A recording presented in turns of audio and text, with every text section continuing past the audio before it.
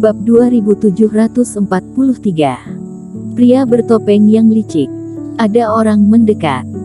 Saat ini, Erikin melayang di kejauhan 200 meter dari tempat pola dewa berada. Seluruh tubuhnya penuh dengan reiki. Dia bahkan menggunakan teknik rahasia kamuflase reiki dan teknik penyembunyian. Setelah merasakan ada orang mendekat, ekspresi Erikin langsung menjadi serius. Orang misterius ini, untuk saat ini masih tidak tahu bagaimana dirinya bisa masuk ke pola dewa dan mendapatkan mutiara reiki emas. Jadi dia selalu berhati-hati, dia bahkan tidak menggunakan pola dewa lain untuk menyembunyikan tubuhnya, dia langsung mundur ke posisi di mana indera kultivator tidak bisa merasakannya, tujuannya agar tidak ketahuan. Dan pada jarak ini, Erikin tentu tidak bisa merasakan apa yang terjadi di pola dewa. Namun dia memiliki lebah jiwa hijau, jadi ini bukan masalah. Menghadapi dua kultivator sekte pedang itu, dirinya berani menggunakan Sky Eater untuk mendeteksi orang yang mengikutinya, tetapi orang ini terlalu misterius, jadi Erikin langsung mengeluarkan lebah jiwa hijau. Jika lebah jiwa hijau, ulat roh peliharaan yang memang digunakan khusus melacak seseorang juga bisa disadari oleh orang ini. Maka Erikin merasa bahwa dia tidak perlu bersembunyi lagi. Bagaimanapun, orang ini dapat menemukan mutiara reiki emas yang tersembunyi, dan mampu secara diam-diam masuk ke pola dewa. Jika dia mampu mendeteksi semua ulat roh yang tersembunyi, maka kemampuan orang ini, takutnya tidak sebanding dengan 5 pangeran besar gunung sihir. Dan tepat di bawah pengamatan lebah jiwa hijau, bayangan samar diam-diam mendekati tempat pola dewa yang tersembunyi itu berada. Erikin memasukkan kerohanian pada lebah jiwa hijau, dan dia juga bisa melihat apa yang terjadi melalui penglihatan lebah roh. Saat sedang terfokus, bayangan samar itu sedikit demi sedikit mendekati tirai cahaya, kemudian tidak tahu metode apa yang dia gunakan, sehingga dia membuat pola dewa memutar dan dia masuk ke dalamnya dengan mudah. Jarak semakin dekat, dan Erikin juga bisa melihat wajah bayangan ini dengan jelas. Bukan seorang kultivator, melainkan sesuatu dengan penampilan aneh. Bentuknya mirip dengan pupet, atau semacam alat magis. Setelah benda ini melayang masuk ke tirai cahaya, ia bergerak menuju mutiara reiki emas yang terbentuk di dalam pola dewa. Selama waktu ini, pola dewa juga sudah membentuk 6-7 mutiara reiki emas. Setelah benda itu mendekat, ia langsung membuka mulutnya, dan kekuatan hisap muncul.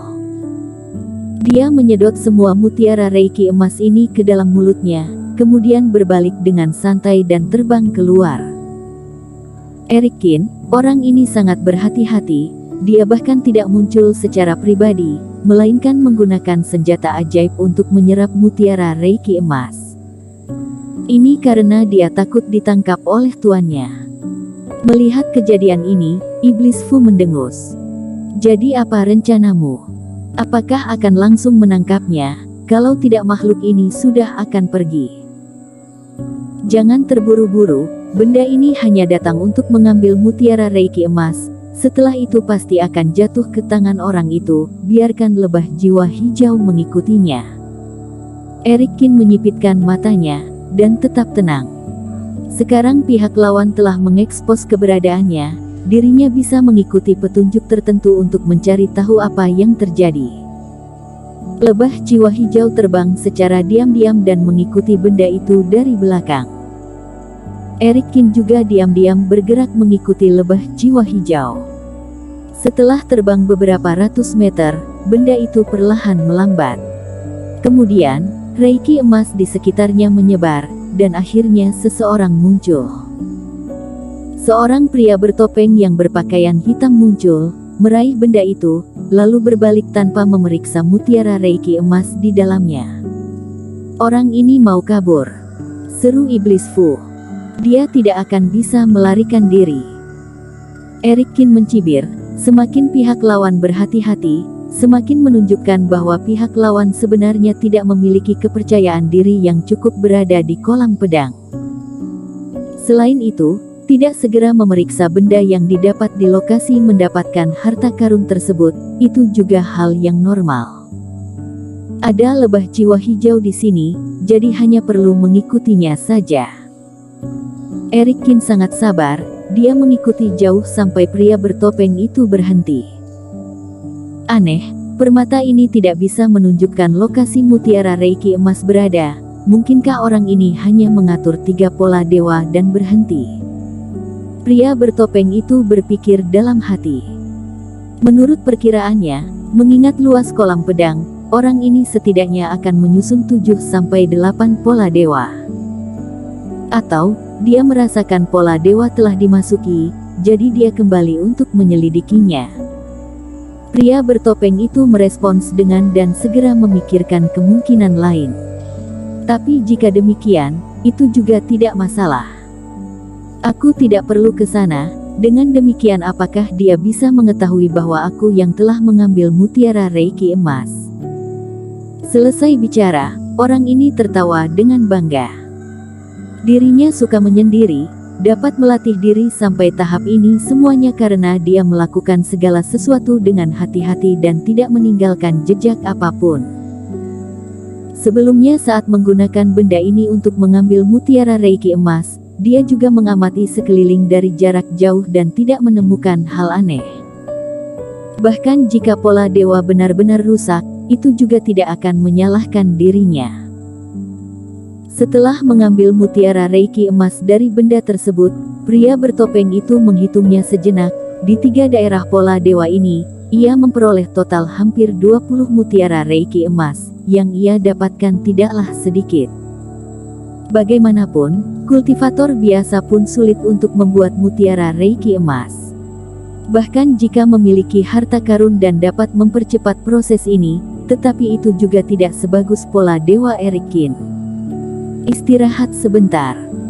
Sekalian lihat apakah orang itu akan membuat pola dewa lagi atau tidak. Jika terus berlanjut, itu kemungkinan besar adalah jebakan. Aku akan langsung ke tempat kedua di mana pola dewa itu dibuat, pihak lawan pasti tidak akan tahu. Pria bertopeng itu tersenyum menghina, lalu duduk bersila di kehampaan. Dia menelan pil dewa, sambil menggunakan Reiki, dan mengeluarkan benda yang mirip dengan cermin bagua, lalu terus-menerus menyerap Reiki emas di sekitarnya. Orang ini ternyata masih memiliki benda semacam ini.